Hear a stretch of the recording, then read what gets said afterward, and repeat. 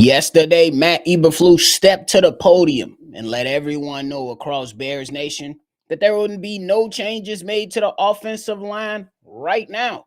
But is that the right decision? And then to end today's show, we will talk about the narrative that's trying to be brought up regarding CJ Stroud and Caleb Williams. Y'all know we're going to talk about it and break it all down, though, right after this. Chicago Bears Central, your number one place for all Chicago Bears news and content.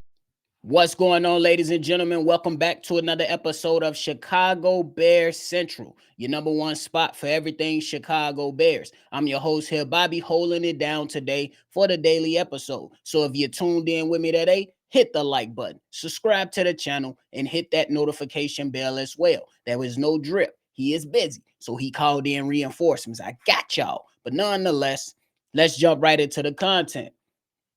Now, Matt Eberflus, you know what I'm saying, after a Sunday night game that left the Chicago Bears in a position to win the game, we still seen an offensive line that got Caleb Williams' head knocked to a new oblivion, knocked into a new atmosphere, and rattled this young fella to the point where he came to the podium and said that he's still sore after several days after the completion of the game. But Matt Eberflus also talked about Tevin Jenkins missing yesterday's practice, and they were going to insert Matt Pryor into the left guard spot for Tevin Jenkins, and didn't really mention much in regards to what's going to happen with the rest of the offensive line, other than it ain't going to be no changes right now. Good or bad? Could be good, could be bad. I know most of us already on the Bears side, we already feel like it was a bad idea, Matt Eberflus, and you got to get something done, because if you don't get the offensive line situated, we will continue the cycle of what has haunted Bears fans for decades. Before I was even born in 94. So decades of bad offensive line play from the Chicago Bulls. Now, Bears, when we talk about Nate Davis, along with the others, there's a number of people that we can point out to and say, hey, he's been bad both weeks. But for the offensive line, if we keeping it a buck, just about everybody has been up and down. Just about everybody on the offensive line has played out of character. And what I mean by that is Braxton Jones didn't have really a good game one. He bounced back, performed a little bit better in game two. Same thing can be said about Darnell Wright. We know how good he was last season. We're hoping that he can take a step this season and elevate himself. It's been a little bit of up and down, you know what I'm saying, for Darnell Wright. We talking about some mental mishaps that have happened across this entire offensive line. If you asking me, I'm coming to you and I'm saying, look, this is all on coaching. If we go back and watch the film, ladies and gentlemen, there are some things that could be contributed to these players, but the coaches have to place these players in a good position as well. It is not a linear thing. This is something that's working with, you know what I'm saying, both sides of the spectrum have to be working in conjunction to make sure that the offensive line is playing pretty damn well. Now, if we ask ourselves, if the Chicago Bulls should go Bears, I don't know why I keep saying Bulls, if the Chicago Bears decide to make changes on the offensive line, how would that look right now? I would say the easiest solution would to have Tevin Jenkins stay at left guard and have Matt Pryor come in and kind of fill in. Because after that, you really still got a lot of questions on the offensive line. We're talking about the young rookie from out of Yale, Karan. He ain't seen no action this preseason or this regular season. And let alone preseason, if we just narrowing it down to the preseason, he ain't played much. I think he played in the last preseason game, got some reps in, and then boom. But we do know the preseason is a lot different from regular season. Do you want to just throw this young rookie into the fire? Maybe, maybe not. That could come to a point or a decision to where we're all just sitting there like, who gives a damn? Figure it out, Matt Eberflus. Figure it out, Ryan Poles. We know that the Bears won't be anything if the quarterback doesn't have time. So I understand it when it comes to that. When we talk about Doug Kramer, do you take Colton Sheldon out, put Doug Kramer at the center spot? Me personally, I don't think that's the biggest issue on the offensive line if we keeping it a buck. Coleman Shelton has not been great, but I believe that Nate Davis has been worse than Coleman Shelton. And I believe if Nate Davis was a little bit better, we'll see a lot more better out of the center spot. It comes down to the unit playing as a unit. It can't just come down to everybody trying to do what they want to do. It ain't going to work. So right now, the Chicago Bears are left in so many, you know what I'm saying, are kind of left in a rut right now because the guys to replace Nate Davis, who you believe could be better or at least, you know what I'm saying, at the level of Nate Davis, but have the mental capacity to execute well enough, Ryan Bass is hurt. Another option that could have came in to provide stability, Larry Bourne, he's hurt. It ain't that many options that the Chicago Bears can go to right now. I know we can come in and say, who gives a damn, figure it out. But right now, the Chicago Bears, they made this bed and they got to lay in it. Now, we want to go ahead and focus on these coaches because all good coaches, and especially great coaches, they are capable of squeezing the best out of the fruit that they have right in front of them. And when it comes to these players in the offensive line, the coaches got to step up and do a better job to place your guys in a better position. And I will say this when it comes to Matt Eberflus, he has to have patience. He can't be an erratic evaluator. He can't be a guy that does things off impulse. He does have to have some patience. However, we've seen time and time and time again this last season and this season evidence of Nate Davis not being available and not being fully committed to what the hell the offensive line wants to do and what they need to do for the success of this team. So if Matt Eberflus came to this and you went into the presser a few weeks ago before the start of the season talking about availability and talking about that we need guys in all hands on deck, sometimes you got to send a message and make it clear. I understand that Nate Davis probably right now with those guys that are hurt is the best option at right guard. But at some point, you got to get somebody in there that's going to show more effort because we've seen it time and time again. A lot of the times, players depend on their talent. And we always see the guy that works harder than the talented guy, a lot of times come out with the dub because the lack of the effort from the guy who's only depending on his talent. That's the situation with Nate Davis. Nate Davis, he has the talent. I believe he has some solid talent. The problem is it's not translating and it hasn't been good enough. So Matt Eberflus, though you do have to have some type of patience, you do got to have a stern arm, a stern slap, a strong hand to slap somebody back into reality. Because Nate Davis ain't living in reality. Your offensive line ain't living in reality. And right now, if we're looking at your opponent that's coming up on Sunday, which is a very, very winnable game, we seen Anthony Richards come out in his last game and struggle versus a backup quarterback, and his offensive coordinator gave him plenty of opportunities to seal the game or place himself in a position to take leads or even go on and win the game. And Anthony Richardson just wasn't good enough. And the Bears just found themselves in a great position heading into this game. And they found themselves with kind of receiving a break from the Indianapolis Colts. I will say that.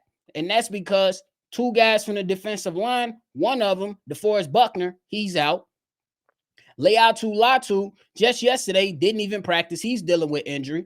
So as it appears that as we're moving forward, the Chicago Bears might have a pathway to stack up some wins, especially within the next 3 weeks, going against the Colts, the Rams, and the Panthers. So it looked like, you know what I'm saying, that patience that Matt Eberflus is coming to this situation with might pan out. But the problem is If they revert back to week 2 versus the Houston Texans, that second half of the season, you're going to be chalking up some losses, especially when you go against the Niners, especially when you go against the Detroit Lions, Vikings, and those damn Packers.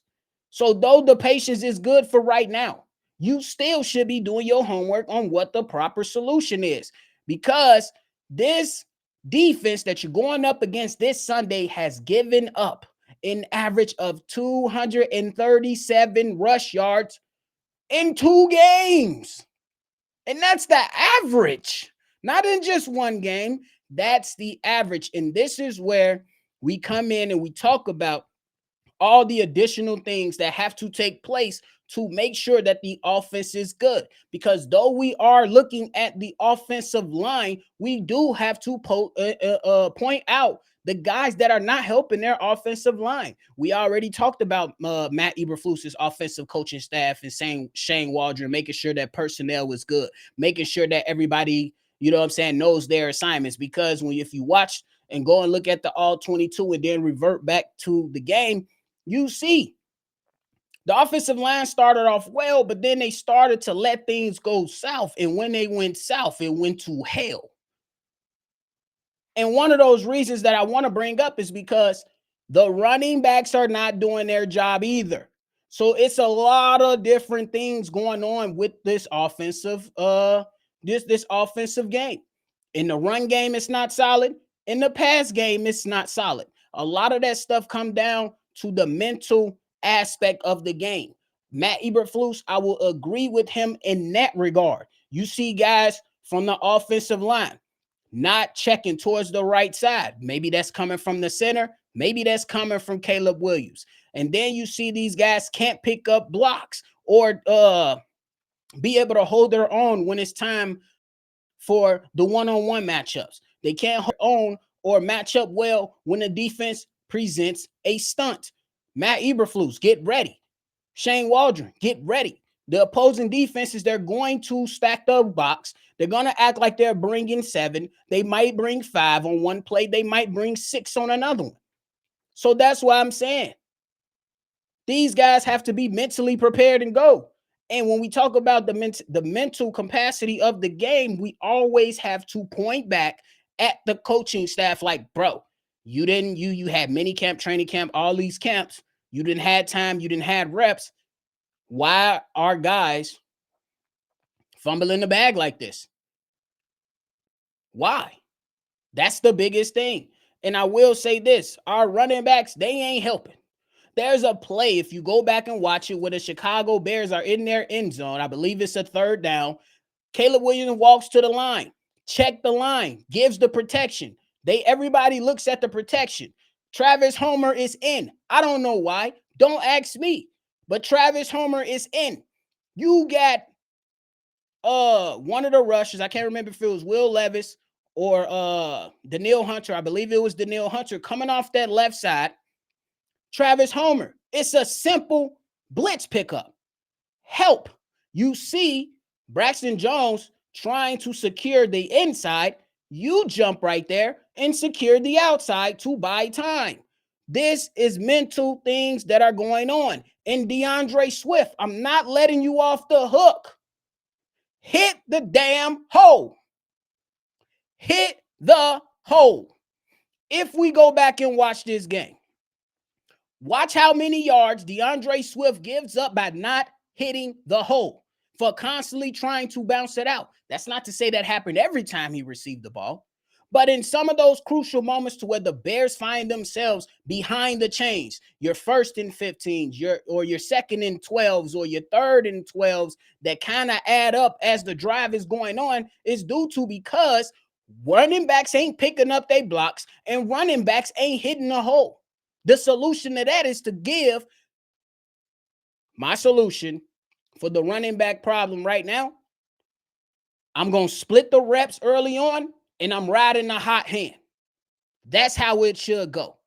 And I don't want to hear any excuses for DeAndre Swift if the hole is small. Hit the damn hole, pick up the 2 yards on 1st down, and move to the next play, versus trying to bounce it out, lose yardage, get hit for a tackle for loss, and now your offense is starting their next down at 2nd and 12, 2nd and 13. That happened many times when DeAndre Swift received the rock. Hit the damn hole. If you went there to block, hit somebody.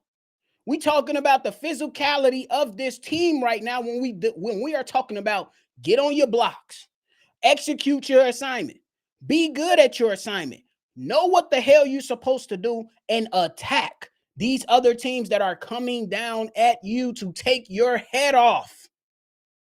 And the last point, we don't let Caleb Williams off the hook. Not gonna lie, not a great day from the offensive line. But there are many, many instances, and he is a rookie quarterback, but there were many, many instances to where Caleb Williams had opportunities to throw the ball away. He didn't do it. He needs to do it, especially dealing with this O-line. If you get out of trouble and nothing down out, if you look down, nothing there, throw it out. Live to fight another down, bro. Live to fight another down and take care of your health. Take care of your health. That's how we're going to leave it at that. Now, the final point, just to kind of bring it all in, I believe that Matt Eberflus right now, he has to be patient, but you got to lay the hammer down when it's time. You got to lay the hammer down when it's time. And you got to do something, say something to where these guys have it in their head. If I don't make this block, I'm fucked up. If I miss this block, I'm fucked up. You got to address the game in that way if you're Matt Eberflus. Let me know your thoughts down below. Now, before we go, we got to talk about the Caleb and the CJ Stroud situation that is kind of bringing up and being placed into the sports talk world, to where a lot of people believing that CJ Stroud was either trying to little bro Caleb, or Caleb was arrogant and not really trying to hear the advice that CJ Stroud was trying to give Caleb Williams at the end of the game. Now, if you go ahead, you take some time and you look at that exchange, me personally, no issues with it. I just lost the game I could have beat y'all in. I don't want to hear that shit right now. I don't want to hear it. And I just got my head knocked off. And y'all was harassing me all day. 36 pressures, 7 sacks, hella QB hits. I don't want to hear that right now. But Caleb Williams, he handled it well. He at that moment, he's not going to be the most receptive to trying to receive advice with the competitive edge that I believe he has. I don't want to hear that. I don't want to hear it. That's like me and y'all. Me and one of us, we playing Madden. We playing for $100. You win by a touchdown in the last few seconds of the game. After the game, I got to give you my $100. I'm finna take this L. You finna get bragging rights. And then you try to give me advice. I don't want to hear it. I don't want to hear it. I respect the advice, which it appears that Caleb Williams did, respect the advice. It seems like he didn't know that CJ Stroud was going to continue on, with the advice. That's why he tried to walk away. CJ Stroud had to call him back over. But nonetheless, you show respect to the advice, but that don't necessarily mean I want to hear the shit. So I'm not mad at Caleb Williams. And stop trying to just create these narratives and act as if Caleb Williams, is an arrogant asshole. You know what I'm saying? Because if we're keeping it real, just about every quarterback, just about every player in the NFL has some type of ego, especially if you're men. Y'all know we prideful. Y'all know how we be coming when it comes to certain things. Hence why I just said if I lose the game, I got to give up $100. I don't want to hear nothing. I want to hear nothing. But at the end of the day, it's going to be narratives that come up. It's going to be people trying to make something out of nothing. And this is virtually nothing. It's absolutely merely nothing. I can use as many synonyms as you need me to do. But it's absolutely nothing. Caleb Williams, he will be fine. There's going to be a lot of people that's losing their patience. You know what I'm saying? But, hey, CJ Stroud himself said he didn't really get going till week 3, week 4. We here now. Caleb Williams, if you like that, it's time to go, bro. That's it. It's time to go. And we know that winning cures all. Week 2, if we win Sunday, ain't nobody thinking about week 2 until we lose again. until we lose again. That's how it's gonna come down. That's how it's gonna be made. But nonetheless, that's it for me today, ladies and gentlemen. I hope you guys enjoyed today's show. If you tuned in, hit the like button, subscribe before you get up out of here. If you want to be a part of the mailbag episodes that's going to take place this weekend, call in and leave your take. 773-242-9336 is the number. Make sure y'all chime in down below as well. Thank y'all so much for tuning in. Chi-Town up, bear down, baby. I'm going to see y'all on the next one for sure.